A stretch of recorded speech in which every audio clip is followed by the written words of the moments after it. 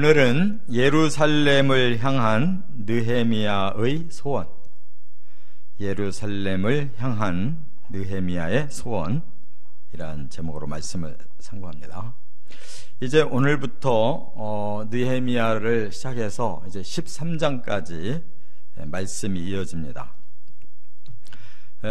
느헤미야 주인공은 누구냐? 지금 앞에 우리가 상고한 에스라와 동시대 사람이에요. 같은 아닥사스다 왕을 섬기던 사람인데, 에스라는 이제 학문적으로 그 나라의 왕에게 인정을 받았고, 느헤미야는 이 아닥사스다 왕의 아주 신망이 두터운, 그래서 술관원으로 이렇게 일하던 사람입니다. 말하자면 오늘날로 말하면 청와대 비서로, 특히 과거에는 먹는 문제가 아주 큰 문제였어요. 잘못하면 이제 왕이 독살을 당했던 시대였기 때문에 최측근, 가장 믿는 사람들에게 바로 이 먹는 것을 맡겼어요. 그래서 술관원이다, 떡관원이다 그러면은 아주 왕의 신망이 두터운 측근들이에요. 그러니까 어떻게 이방 나라 그 이스라엘 출신이 이렇게 이 페르시아 왕의 이런 가장 측근이 됐는지, 이건 정말 놀라운 일 아니겠어요? 같은 민족도 아닌데. 그러니까 이렇게 하나님이 배후에 선민을 그냥 버리지 않으시려고 이런 다니엘이라든지 모르드게라든지 에스라라든지 느헤미야 같은 그런 인물들을 다 곳곳에다가 이렇게 키워 놓으신 거예요. 그런데 아닥사스다 왕 20년이라고 그랬어요. 이 때를. 그러면 에스라와는 13년 차이가 납니다.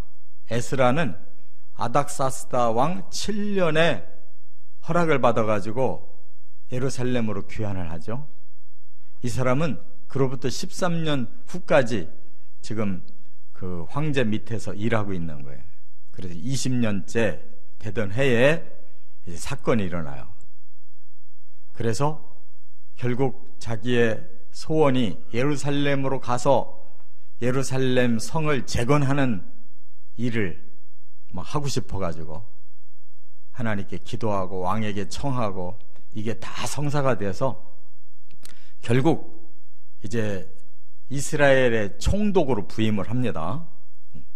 그러니까 지방 장관식으로 내려간 거예요. 이 가장 그 정권의 핵심부에 있는 사람이 자기 고국을 잊지를 못해가지고 폐허가 됐다는 말에 그냥 마음이 불타서 결국은 지방 총독으로 임명을 받아서 가서 6개월 동안 목숨 걸고 예루살렘 성벽을 재건하고 또 다시 돌아갑니다. 또 다시 왕에게 또 진언해가지고 13장에 보면 다시 또 예루살렘으로 돌아와서 그 예루살렘을 재건하는데 에스라와 함께 손잡고 성공시킨 사람이 느헤미야예요. 그러니까 이렇게 지금 우리가 이 회복기에 대한 말씀을 쭉 상고하면서 어떻게 해야 민족이 다시 살아나고 나라가 다시 살아나고 개인들이 다시 살아날 수 있는지 원리를 다 말씀하고 있어요. 근데 이 말씀 안 듣는 사람들이 너무 많아가지고 이런 마음이 일어날 수가 없는 거예요. 깨어나서 이 새벽을 깨우고 말씀을 깨워서 성령을 깨워서 우리 심령이 살아나야 됩니다. 오늘 본문에서 중요한 포인트가 뭐냐? 첫째는 1절부터 4절 상반절에 보면 사명의 사람이었다 하는 게 중요한 거예요. 형제 하난이라는 사람이 거길 찾아와요. 이 사람이 2차 때 포로 귀환을 했다가 이제 에스라를 도와서 영적으로 재건하는데 협력을 했겠죠. 그런데 가만히 보니까 성전은 세워졌고 율법과 제사는 이루어지고 있는데 나라의 꼴이 형편없는 거예요. 워낙 심하게 파괴가 돼가지고 여기 보니까 예루살렘이 큰 환난을 당하고 능욕을 당하고 성은 허물어졌고 성문은 불타있는 상태 그대로 있다는 거예요. 그러니까 느부갓네살 왕 때에 멸망당한 예루살렘 성의 모습이 그대로 있는 거예요 지금.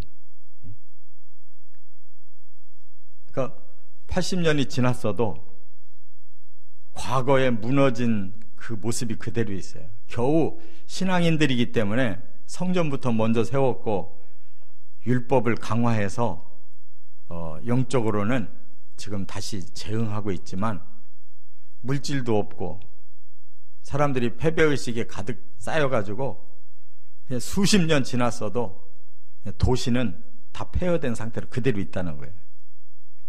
그 소식이 이제 느헤미야에게 전해진 이유가 뭐겠어요? 그래도 그 시대에 이스라엘 출신으로서는 지금 최고위직에 왕을 모시고 있는 이 자기 형제 느헤미야라는 사람이 있는데 내가 이 소식을 좀 전해줘가지고 뭔가 좀 새로운 세상을 만들어야 되지 않겠냐. 이 형제의 사명감이 지금 느헤미야를 찾아온 거예요. 그 먼 길을 다시 찾아와가지고 느헤미야에게 그 소식을 일러준 거예요. 느헤미야도 그를 보자마자 물어본 게 예루살렘이 지금 어떠냐 라고 물어본 거예요. 이 사람들이 사명에 불타있는 사람들이잖아요. 비록 남의 민족의 왕 밑에서 일을 하고 있어도 진짜 자기의 왕은 하나님이시고 자기 나라는 이스라엘이고 자기가 살아야 될 터전은 예루살렘이라는 걸 잊지를 않고 사는 사람이에요. 이런 하나님을 향한 이런 불타는 사명감이 자기 고국을 향한 불타는 사명감으로 지금 그대로 막 불이 일어나고 있는 거예요. 내가 이대로는 여기 못 있겠다. 그래가지고 이 말을 듣는 날부터 울기 시작한 거예요. 그러면서 기도했어요. 이 울음이 얼마 동안 갔냐면 4개월 간 거예요. 여기 그스루월이라고 그랬어요. 그리고 12월이에요. 근데 나중에 왕에게 허락받을 때 4개월이 흘렀어요. 이 사명감 때문에 새로운 기운이 일어난 거예요. 이 한 사람의 마음에 그 불타는 사명감이 새로운 역사를 일으킨 거예요. 그러니까 하나님께서 우리에게 어떤 위치에 지금 있게 하시는지, 우리 위치에서 우리가 사명이 불타서 움직일 때 또 다른 사람이 움직이고 더 고위층이 움직이고 세상을 움직여 줄 수 있는 기회를 가진 사람들에게 움직이면 세상이 변하는 거예요. 이와 같이 하나님은 당신의 선민을 되살리고 당신의 선민의 나라를 되살리기 위해서 지금도 이 느헤미야 같은 사람 찾고 계신 거예요. 새벽을 깨우는 사람들, 사명감이 불타있는 사람들, 뭔가 현실이 잘못된 걸 바로 잡고자 하는 사람들이 이렇게 있을 때 거기서부터 하나님 일을 시작하시는 줄 믿습니다. 두 번째, 4절 하반절부터 7절까지 보면 기도의 사람이라는 겁니다. 마음이 슬프고 마음만 뜨거운 게 아니에요. 이거 해결할 방법을 모색해 본 거예요. 그랬더니 자기에게는 전능하신 하나님이 살아계시다고 믿어진 거예요. 그래서 하나님 앞에 금식 기도를 시작합니다. 그리고 뭐라고 하나님을 부르냐면 하늘의 하나님 여호와. 너무너무 정확해요. 구약에 하늘의 하나님이라는 말을 별로 안 쓰는데 이 회복기부터 지금 하늘의 하나님이 나와요. 왜?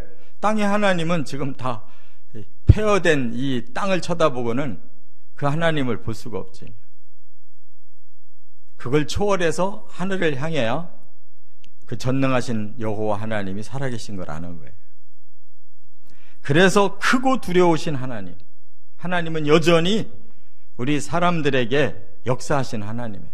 크신 하나님, 그러나 거역하면 두렵게 하신 하나님, 주를 사랑하고 계명을 지키는 자에게 언약을 지키신 하나님, 아직도 하나님은 언약을 주신 거 기억하시고 그 언약대로 하나님 말씀대로 하나님 사랑하고 말씀만 지키면 다시 얼마든지 약속을 지켜주실 수 있는 하나님이라고 지금 고백하고 있어요.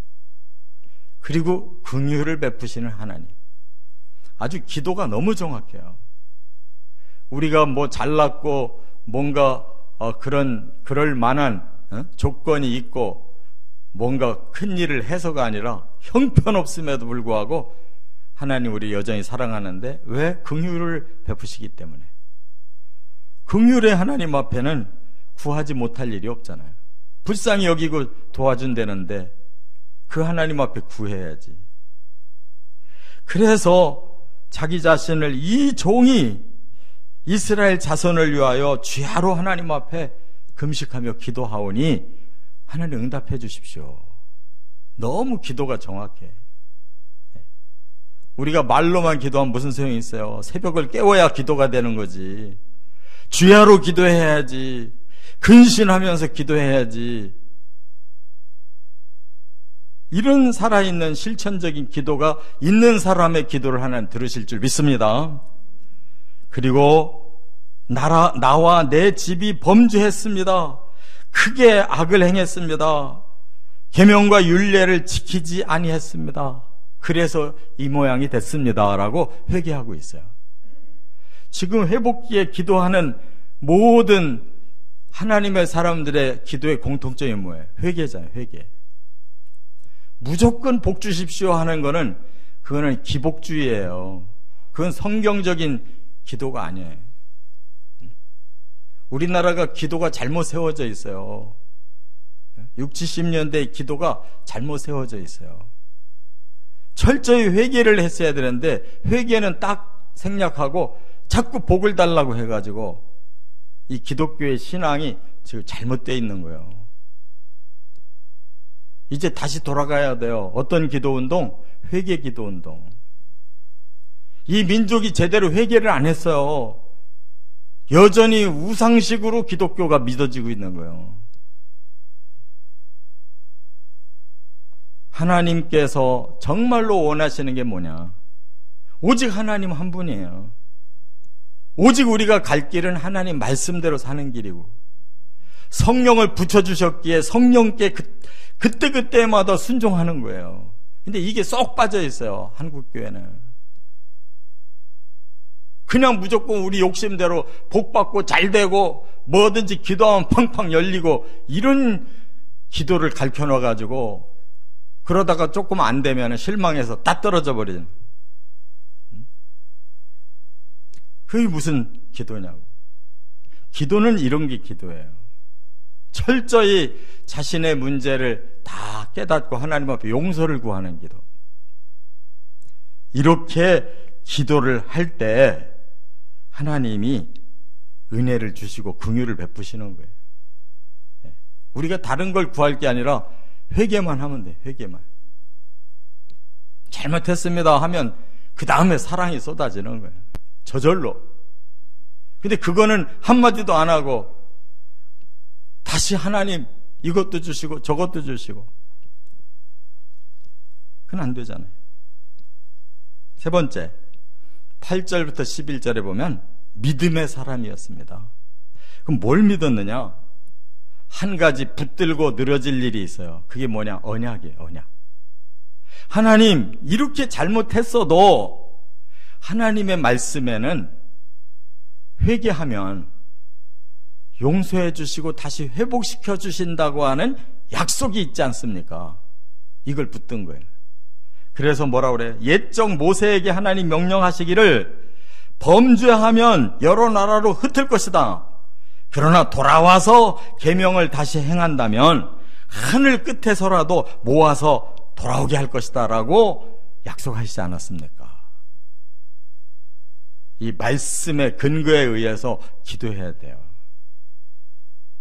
이게 어디에 나와요?